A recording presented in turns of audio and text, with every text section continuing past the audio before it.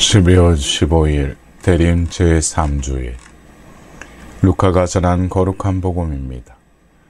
그때 군중이 요한에게 물었다. 그러면 저희가 어떻게 해야 합니까? 요한이 그들에게 대답하였다. 옷을 2벌 가진 사람은 못 가진 이에게 나누어 주어라. 먹을 것을 가진 사람도 그렇게 하여라. 세리들도 세례를 받으러 와서 그에게 스승님, 저희는 어떻게 해야 합니까? 하자. 요한은 그들에게 정해진 것보다 더 요구하지 마라 하고 일렀다.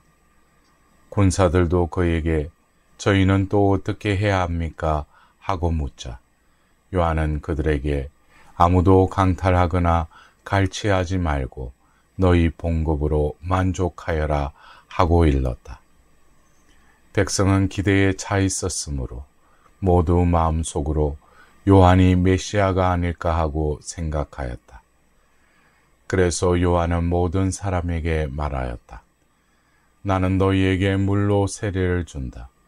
그러나 나보다 더 큰 능력을 지니신 분이 오신다. 나는 그분의 신발끈을 풀어드릴 자격조차 없다. 그분께서는 너희에게 성령과 불로 세례를 주실 것이다.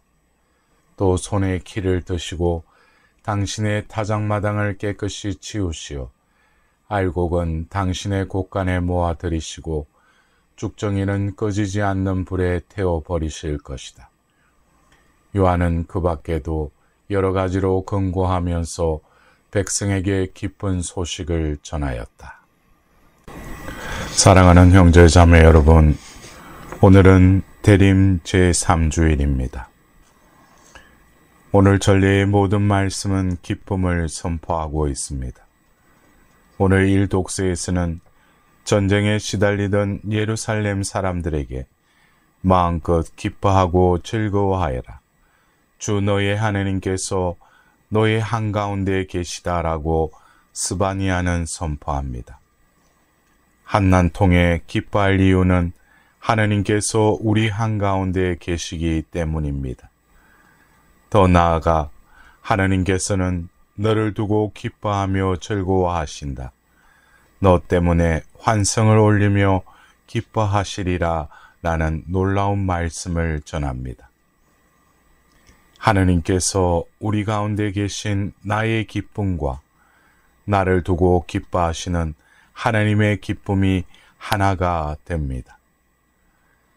하느님과 내가 기쁨으로 하나가 되는 신비가 바로 강생의 신비입니다. 오늘 이 독서에서는 이 신비를 더욱 명료하게 주님 안에서 늘 기뻐하십시오.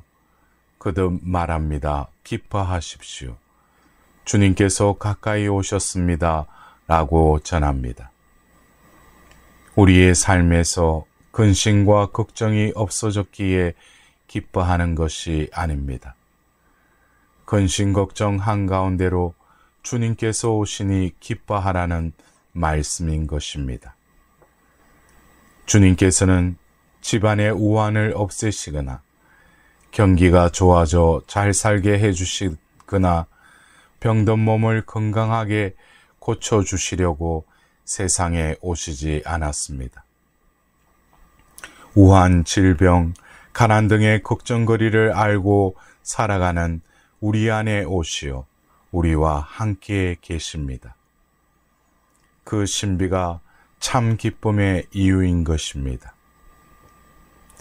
주님께서 우리와 함께 계시는 기쁨은 세상의 기쁨과는 다른 진정한 기쁨의 길을 일러 주십니다. 우리도 주님처럼 나보다 어려운 사람들과 함께 할 때 참 기쁨을 누리고 그때 하느님께서 우리를 보고 기뻐하십니다. 그렇게 우리 기쁨과 하나님의 기쁨이 하나가 됩니다. 참 기쁨은 고통을 피해서 얻어지는 기쁨이 아니라 고통 한가운데에서 자신을 내어줄 때 생기는 기쁨입니다. 세상에는 쉽게 얻는 기쁨도 있습니다. 그러나 그런 기쁨은 쉽게 없어집니다. 반면에 삶의 아픔을 통해 자신을 내어줌에서 비롯되는 기쁨은 사라지지 않습니다. 그 기쁨은 본성상 예수님을 닮았고 하느님의 사랑을 닮았기 때문입니다. 오늘 복음에서 요한 세례자는 주님을 맞이하기 위해 어떻게 살 것인지 구체적으로 일러줍니다. 옷이든 음식이든 있는 사람은 없는 사람과 나누고 세리들은 정한 대로만 받고 힘 있는 이들은 권력을 남용하지 말라는 평범한 말씀입니다.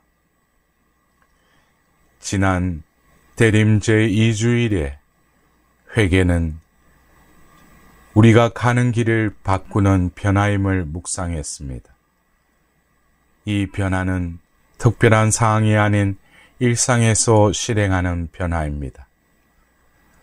내가 헐벗었을 때 나보다 더 헐벗은 이웃을 생각하여 옷을 나누고 내가 배가 고플 때에도 음식을 이웃과 나누며 이득을 보면 내 이익만 찾지 말고 남도 생각하라는 것입니다. 또한 부정부패의 유혹 앞에 옳음을 선택하는 것이 회개인 것입니다. 삶의 방향을 바꾸는 이 회개가 강생하시는 주님을 맞이하여 세상에서 우리를 기쁨으로 가득 차게 할 것입니다. 신앙인이든 아니든 세상 사람들은 모두 기쁘게 살고 싶어 합니다.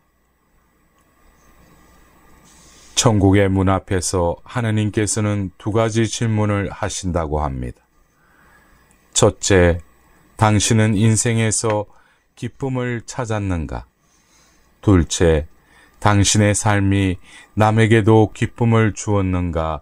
라는 질문이란 것입니다. 언제 인간이 기쁨을 누리는지 연구한 전문가들은 대체로 다음의 4가지 경우에 기쁨이 찾아온다고 합니다. 첫째로, 누군가로부터 사랑받고 있음을 알 때 기쁨이 찾아온다고 합니다. 나는 소중한 사람이며 나와 늘 함께하는 사람이 있다라는 사실을 깨달을 때 평안과 기쁨을 누립니다.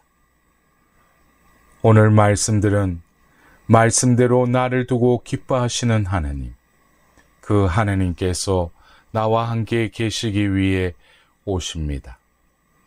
이를 알면 참으로 기쁘지 않을 수 없을 것입니다.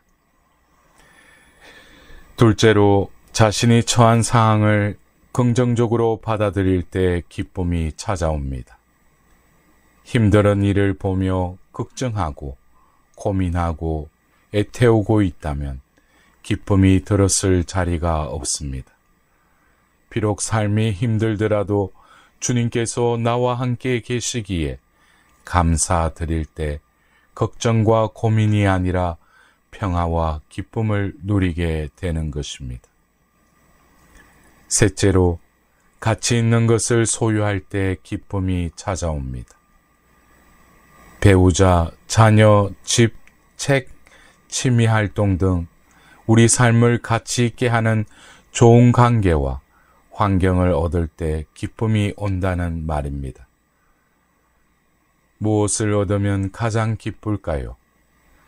하나님을 얻는 자는 모든 것을 얻었으니 아무것도 더 바라지 않는다라고 아빌라의 성녀 데레사께서 말씀하셨습니다.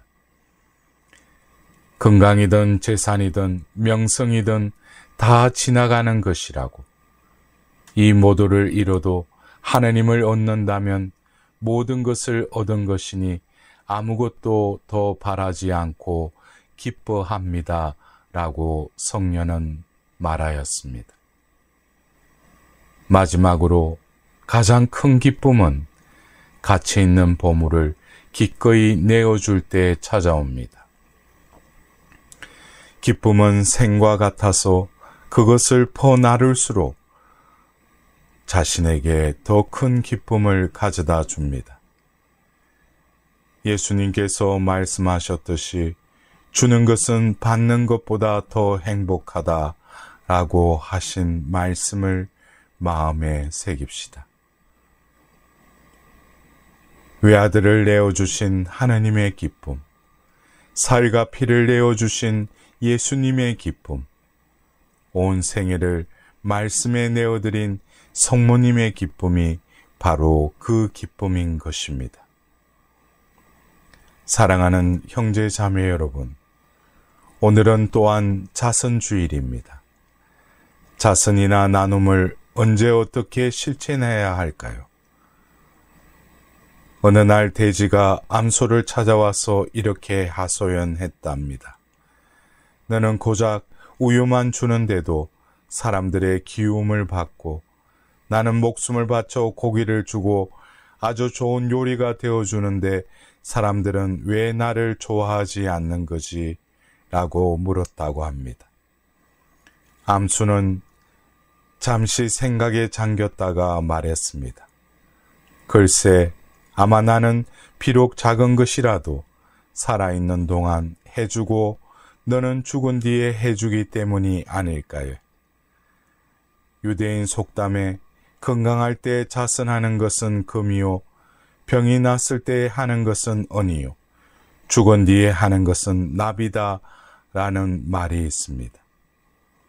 자선은 여유가 있을 때 행하는 적선이 아닙니다. 나중에 하겠다고 미뤘어도 실행도 못하고 기쁨도 누리지 못하는 것입니다. 옷이든 음식이든 따뜻한 말 한마디든 정성스러운 봉사든 서로 나눌 때 참으로 기쁘고 그때 주님께서 우리 가운데 오십니다. 이를 체험한 사도 바오로는 이렇게 당부하십니다.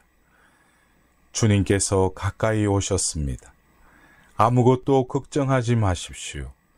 어떠한 경우에든 감사하는 마음으로 기도하고 간구하며 여러분의 소원을 하느님께 아뢰십시오.